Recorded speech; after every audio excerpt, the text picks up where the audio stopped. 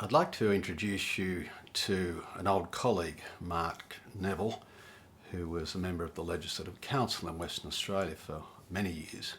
He started life as a teacher in remote communities, Balgo Hills in fact, and became a geologist, entered the Parliament.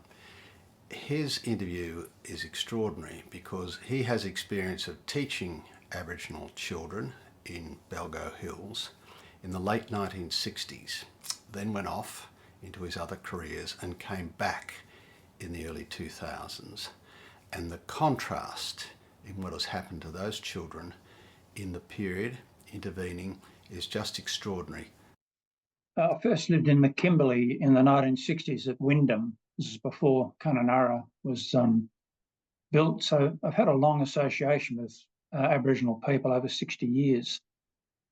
In the mid-60s, I became a trained teacher, and my first posting was to Balgo Hills Mission. It was a government school. They were two of the most enjoyable years of my life that I spent there. We had very few facilities at the school. We had fans and water coolers, but the power didn't run during the day. We didn't have heaters, and the winter mornings in the desert can be very cold. Most of the buildings were glass, so they became hothouses in summer. Very difficult conditions, but didn't seem to worry anyone. The children I taught, 36 grade 2 students, most born in the desert, had very good literacy skills. I didn't have any problem teaching them. And when I look back and meet these students, many who are in their mid-60s, they speak really clear English. They can all read and write, have very neat handwriting, those that I've seen. And I just am so proud of what we achieved back in the 60s. At that time, it was just a normal course. We didn't have any money. It was $3 a year came from the Native Welfare Department for pads. We had no sporting equipment because there was no Parents and Citizens Association. There were no grassed areas. There were no electronic devices, no aids. Yet those children are far better educated than the subsequent 2 or 3 generations that I've met. I've kept in contact with Balgo over the years, and I noticed that there was a drop-off. You could call it a collapse in literacy during the 80s and the 90s. And at that stage, I became a geologist after I left teaching, and then I was later a member of Parliament for that area. I attributed the collapse, I would call it, in literacy to truancy. I wasn't involved in the classroom situation. And by the early 2000s, I was quite concerned about the levels of literacy and the capacity to speak English with many younger people. And I decided I would go back and do a bit of relief teaching after I retired from politics. I spent 6 months in 3 schools in the Kimberley and 1 in the Pilbara, and I was appalled by what I saw. Truancy wasn't the problem. It was a problem, but it wasn't the cause of the collapse in literacy. What I found was that the mainstays of my literacy teaching, which were phonics and dictation, had been abandoned, and they were described in questions I had asked in Parliament at the time when they brought out an Aboriginal literacy strategy under the Gallop government that didn't mention phonics or dictation. They were described as past practices. So at that stage, I was living in Perth and I was doing voluntary literacy teaching in one of the remand prisons at Cannington. And they encouraged me to write a literacy program based on phonics. It was a 5-part program designed for Aboriginal students, and it worked well in the prison system. In fact, they've been using different versions of it for over 20 years. Individual teachers use the program throughout the state. I approached the Education Department and I got a rather supercilious reception that this was all out of date, phonics, dictation, and that children decided what they wanted to read.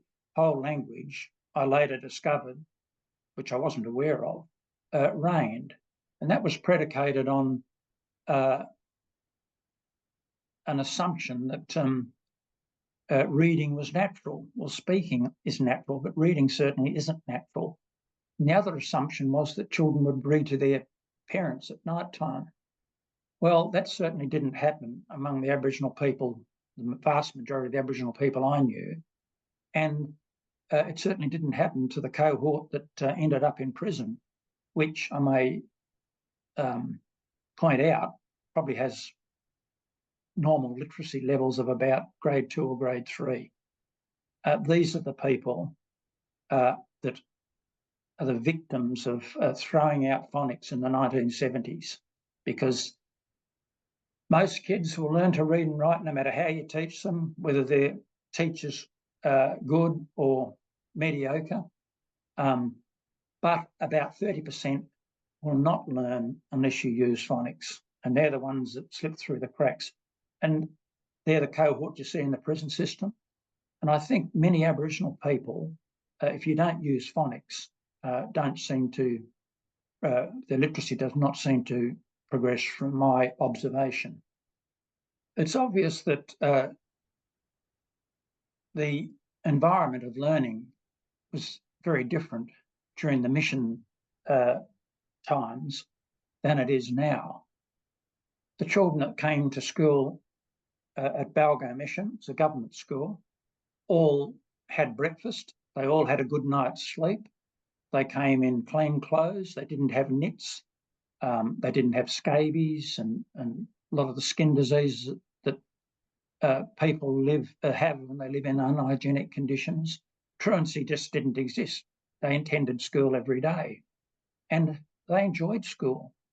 They didn't feel deprived. They looked forward to their cup of carnation milk every day under the free milk scheme. It was very different. And when you go back now, towns like Halls Creek, there's probably 30% attendance on some days. And if that occurs over the lifetime of the student, you haven't got much hope of improving. The Education Act says that attending a school is compulsory. Well, school is really voluntary.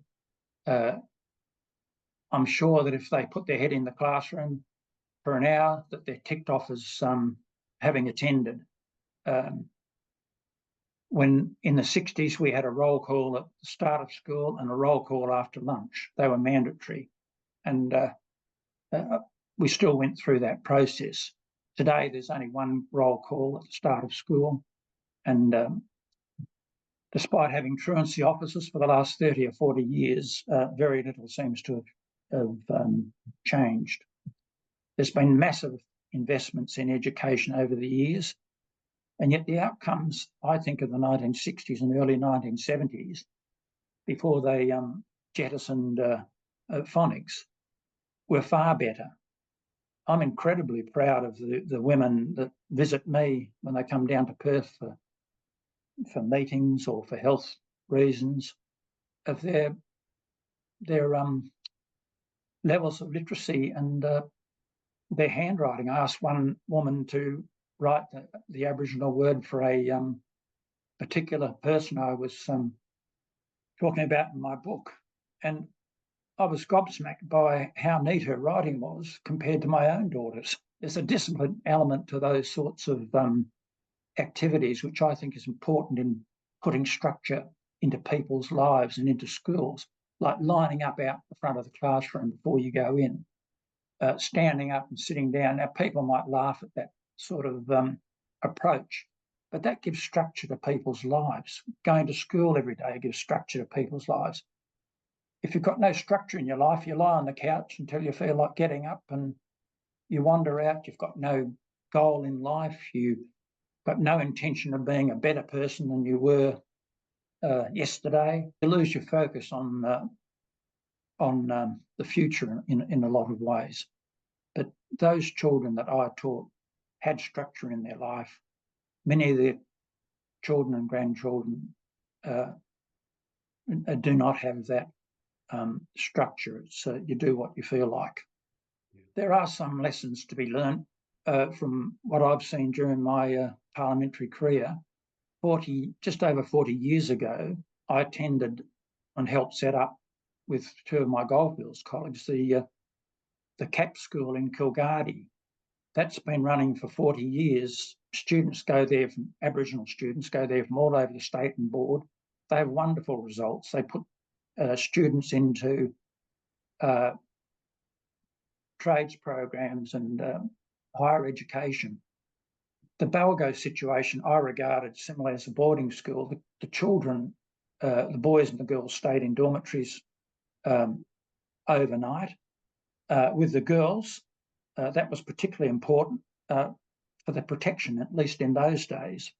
And I think that situation, the boarding school situation, helps. I think there's another initiative that you could use that the superintendent I spoke to recently said that would never happen, is to have a program that's uniform across, say, the Kimberley or the Northern Territory or the Pilbara, so that when students move from one school to another, and in a lot of these areas, Aboriginal people are itinerant. You don't spend 3 or 4 weeks trying to work out where that student's up to in their literacy or their maths. Because if you've got a program like the one I did, which was based on what worked in the 60s, that was phonics and dictation, you can work out very, very quickly the level that a student has attained. The Education Department and academics are against any uniform spelling or literacy type programs. It's not just spelling, it's punctuation, it's vocabulary building, it's grammar, all those activities that help sort of discipline people's minds. Improving your vocabulary is an exercise that makes you use dictionaries and makes you, I suppose, independent in your learning. The other aspect is to teach students to learn independently. That is, to use a dictionary, to look up a word you don't know, to give them the skills where they can seek their own information and be responsible for finding the answers. In 2003, when I went back teaching in the remote areas for 3 months, I was in a unique situation where I had a complete break from teaching for 30 years. Teachers that were in the system tend to be moulded by the system, and the vast majority do exactly what their superiors want them to do, which is understandable. Don't question the system. I had a 30-year break and I noticed some very, very stark differences.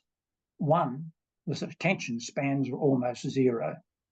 And when I was at Teachers College, they used to tell us that you had to teach kids how to listen. And we did exercises in the classroom where you taught students how to listen.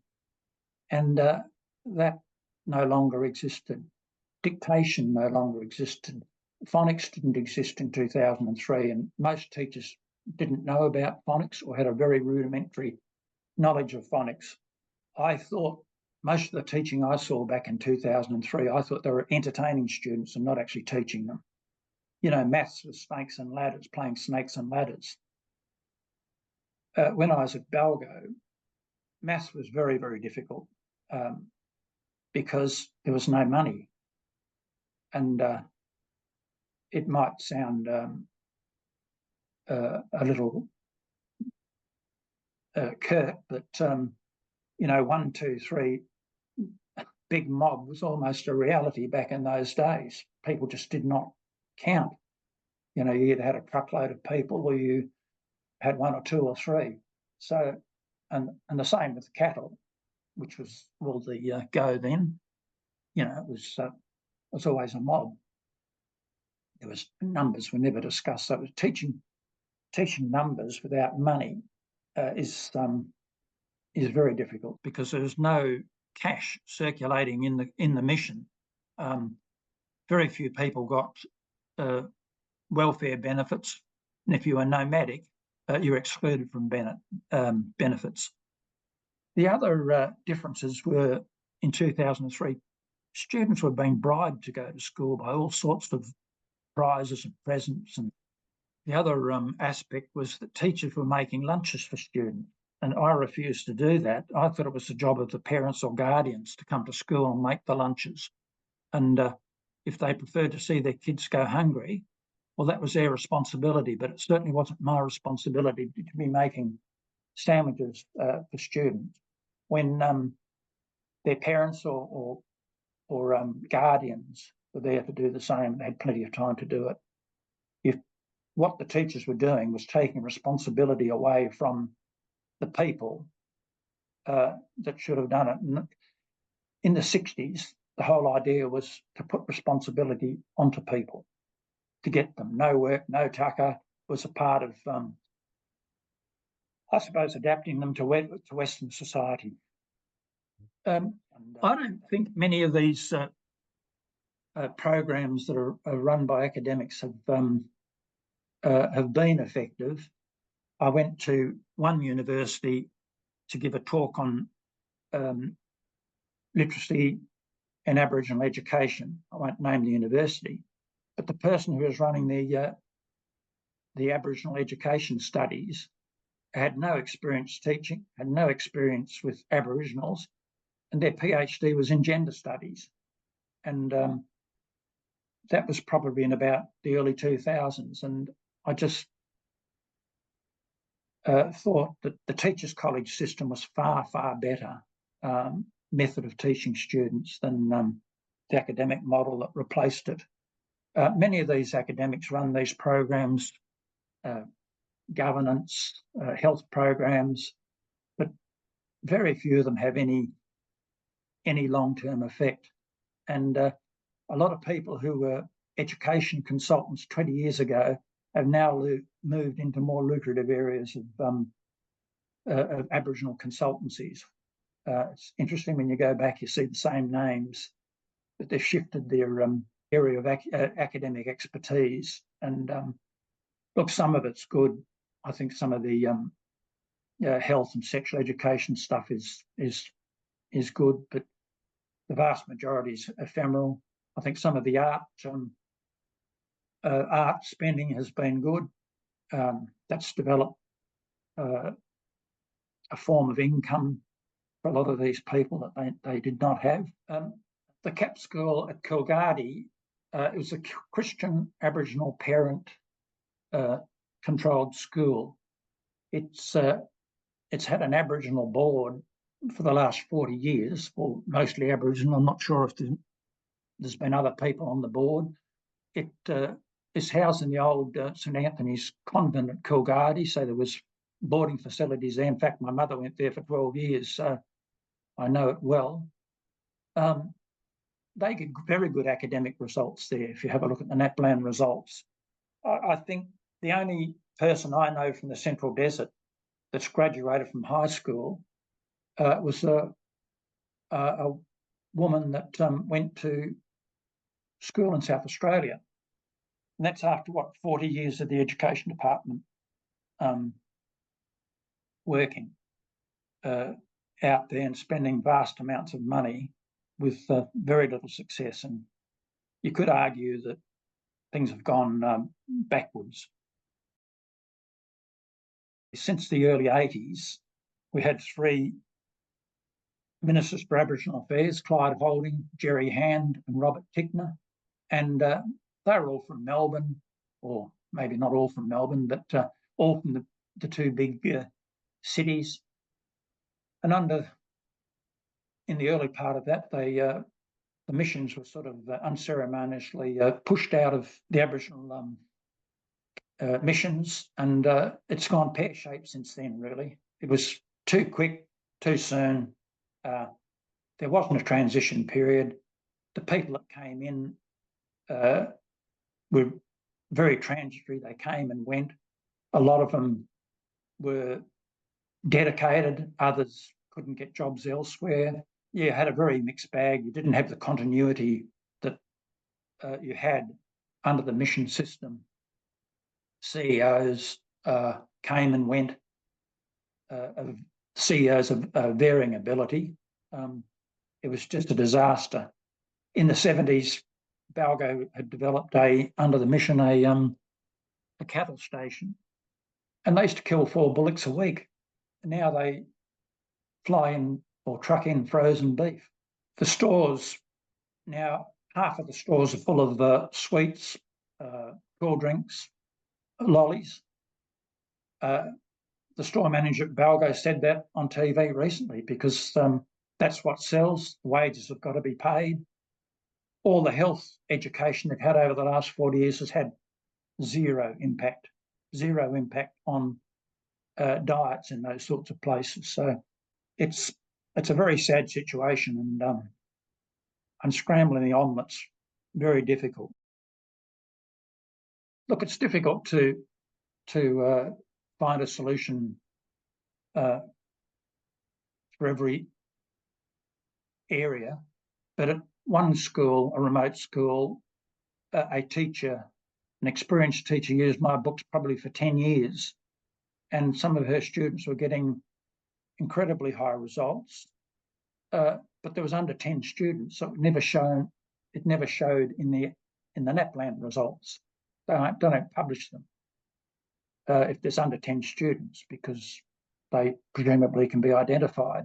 That school won a national award during that time, and the report talked about lots of things, the relationship between the parents and the teacher and the school, and but it was absolutely silent on the materials they used. And I think whether it's my program or someone else's that's phonics based, if you use the same program for 10 years and the same sort of teaching method, you will get results. That's a printed program. I decided to write an online program because all these schools were isolated, and I did that, and it's used in the prison system in Western Australia. It's used by individuals around the state and by some schools, students in some schools. When I introduced that to the education department, they ostensibly looked at the program, and when I looked at the logs, I only looked at it for 1 hour, and it's a program. The 4 levels cover 4 years, so they would have seen probably about 1%. They said it wasn't engaging enough on a very, very small sample. You know, normally when I ask people for comment, it's usually about presentation of programs, and it's very little about the content, whether it's print programs or online programs. There seems to be little capacity to critically analyse content. You know, we're more focused on bells and whistles and cartoons and fancy pictures on the front cover and glossy photos.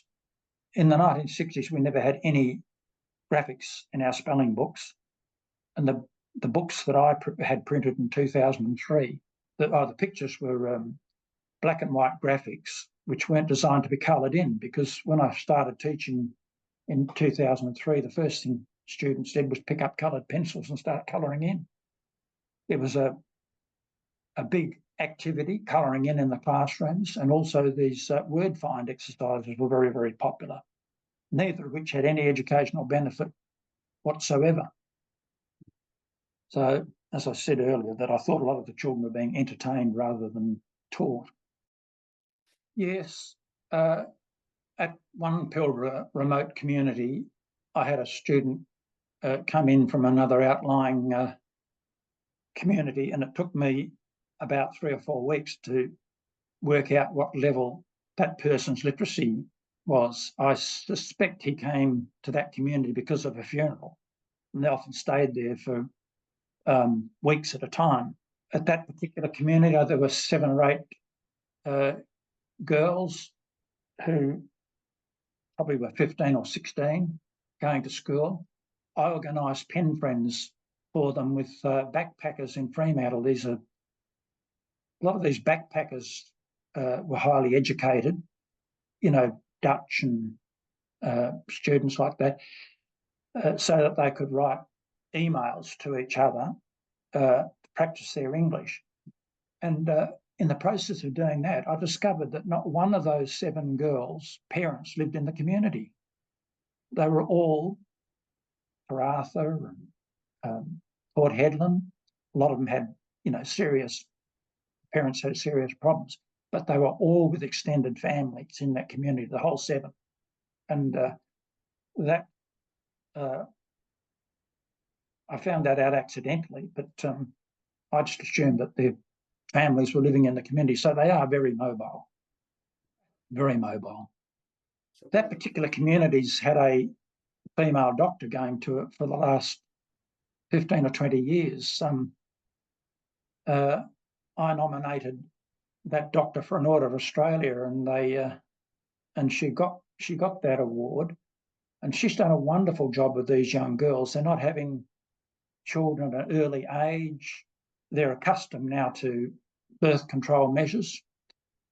That hasn't been easy. There was one situation where Implanon, which is implanted in the arm, that the male partner actually dug it out with a penknife because he wanted her to have a baby. I think that was during the time when they had the baby bonus, and colour TVs were very popular. But there's also a macho thing about, men fathering babies in some of those communities. But now, when that person visits, the partner and the woman come in together. That was unheard of 15 years ago. So, in different situations, different things work. That program, I think, has been funded by BHP for the last 15 or 20 years. Fear is that when that person retires, there'll just be a vacuum there, and it will revert back to what was happening before. So, there's hope in places, there's despair in others. The human rights mindset doesn't always help. It's a human right for someone to want to be able to drink and do very, very destructive things. But when that impacts on a lot of other people, other people's human rights have to be respected as well. And, as soon as you have alcohol in those communities, it's a disaster. Smoking of marijuana, it's got its local names, but is fairly rife. Boredom's rife, but unless they get an education, there's not a great future for a lot of these people. And education's the key to good health. It's the key to getting a job. It's the key to earning more money. And education's been failing since the 1970s. So it's not surprising that all those leaders who are now passing on, your Noel Pearsons, your Pat Dodsons and people like that, they're all educated in religious schools, and they had damn good educations where there was discipline, and they had healthy upbringings. The subsequent generations haven't. I've got great admiration for Noel Pearson, but many of the other leaders have just promoted this set of policies which have been very, very destructive of Aboriginal society. I think you've got to reward those that attend school rather than keep ploughing money into people that don't want to be helped. So you have an incentive. I think a lot of people will get more structure in their life if they're rewarded in that process. But at the moment, the offenders get more attention than the people doing the right thing. And I think in a lot of cases that just reinforces the offending. There's plenty of things that offenders can do in the Kimberley that is that's useful, rather than going to prison and that sort of thing. But well, one of the things in prison, literacy is not compulsory, and these young people that go to Banksia Hill and places like that play up, if you made literacy compulsory there, like good behaviour and attaining a unit of literacy, whatever that unit may be, before you're released on bail, they might be so keen to go back into prison. They can do the same thing at school. But if you I think making literacy compulsory in the prison system would be a big help, particularly for recidivist offenders who are in and out of the, prison regularly. Make it a condition of release. But at the moment, they haven't got the facilities to handle the offenders that they've got. And in places like Broome and Derby, the police have been told not to arrest them because there's nowhere to put them. And the kids know it. So I think you've got to reward good behaviour. How you do that is, I think it can be done, but you also help those that are struggling, that's for sure. But there should never be a reward for bad behaviour. Well, culture's changing slowly. Even among these women that contact me regularly, they still have very, very strong cultural attachments. Payback's one terrible aspect of culture, which is difficult to fit in with the modern era. There was a case where one young girl was murdered. The young boy was sent to Perth. I think he came before the courts after 18 months or something. But in the meantime, the boy's grandmother was given a terrible beating. There was a deal done about the payback. The grandmother got a terrible beating. One of the cars of the other family was burnt. It wasn't just transferred, it was actually burnt, a four-wheel drive, where cars are scarce. So work the logic of that out. Well, it's a great leveller, and one of the problems with the card that the Commonwealth government bought out was that old people often had to get younger people to go to the shops to help them shop because they knew what the PIN of their card was. And then they just get the card and extract the money out. That loophole was never closed. It was well known, and yet it was never closed. I think governments have got to react a lot more quickly, but there seems to be a torpor among those people in Aboriginal affairs when it comes to fixing things that don't work.